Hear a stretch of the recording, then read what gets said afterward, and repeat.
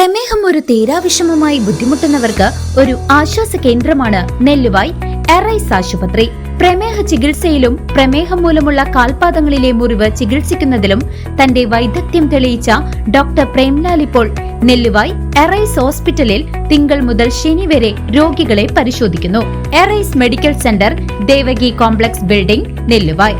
Phone 8589939330 8589939335. സംസ്ഥാന വഖഫ് board ചെയർമാനായി KS ഹംസയെ തെരഞ്ഞെടുത്തു. ഉത്തരവാദിത്തങ്ങൾ കൃത്യമായി നിർവഹിക്കുമെന്ന് തൊഴുപ്പാടം സ്വദേശിയായ അദ്ദേഹം CCVയോടായി പറഞ്ഞു.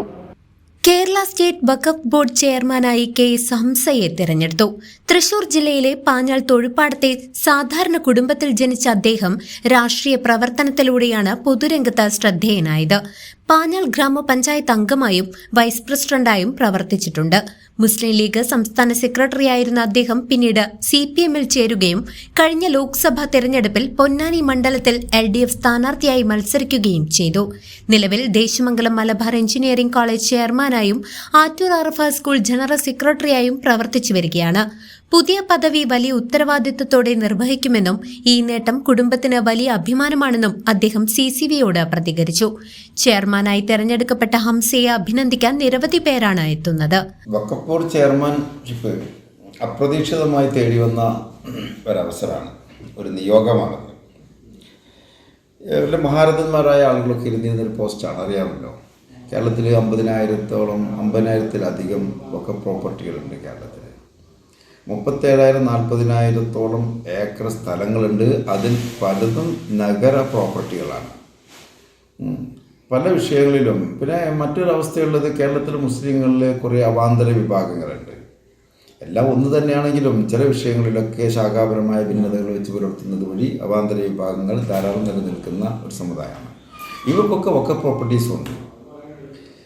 മറ്റ് പല വിഷയങ്ങളുമായി ബന്ധപ്പെട്ടും ധാരാളം തർക്കങ്ങൾക്കും ഇവിടെ സാധ്യതയുണ്ട് എന്ന് മാത്രമല്ല, നിലനിന്ന് വരുന്നുണ്ട് കുറേ തർക്കങ്ങൾ.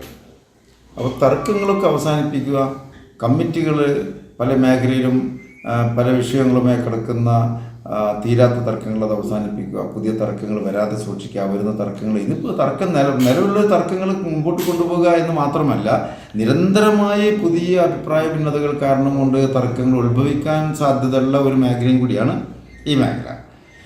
മറ്റ് ഒരു കാര്യം, ഒരുപാട് വഖഫ് പ്രോപ്പർട്ടീസ് അന്യാധീനപ്പെട്ട് കിടക്കുന്നുണ്ട്. അതിനെ തിരിച്ചെടുക്കണം. വേറെ ചിലത് കൈവശക്കാരുടെ കയ്യിലുണ്ട്, നാമമാത്ര വാടകയുമായി നിൽക്കുന്ന കാര്യങ്ങളുണ്ട്. ഇതൊക്കെ ഒന്ന് നന്നാക്കിയെടുക്കേണ്ടതുണ്ട്. അങ്ങനെ വരുന്ന സമയത്താണ് ഒരു കരുത്തുറ്റ വഖഫ് ബോർഡ് ഉണ്ടാവുന്നത്.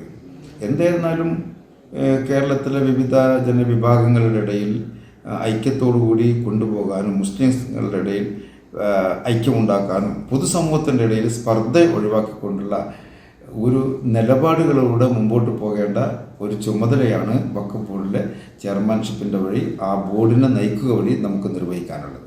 News desk CCV.